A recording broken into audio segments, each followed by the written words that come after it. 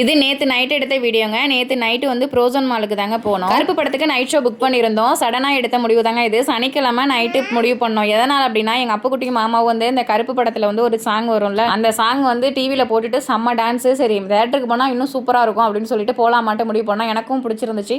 சரி ஓகே அப்படின்னு சொல்லிட்டு திடீர்னு முடிவு பண்ணது தான் இந்த படத்துக்கு போகிற பிளான்.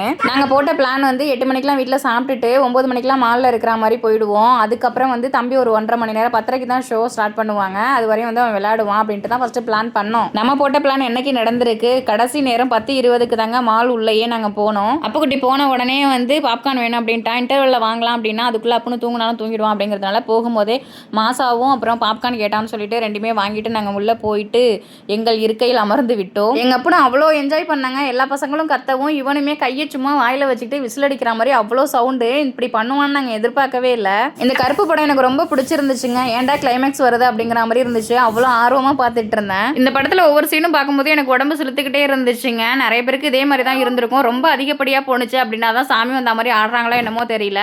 ஒரு வழியாக படம் முடிஞ்சிருச்சுங்க. செம்ம கூட்டம், சூப்பராக இருந்துச்சு படம். எனக்கு ரொம்ப பிடிச்சிருந்துச்சு. அப்படியே நாங்கள் வீட்டுக்கு கிளம்பிட்டாங்க. வீடியோ பிடிச்சிருந்தா லைக் பண்ணுங்கள். ஓகே, தேங்க்யூ, பாய்.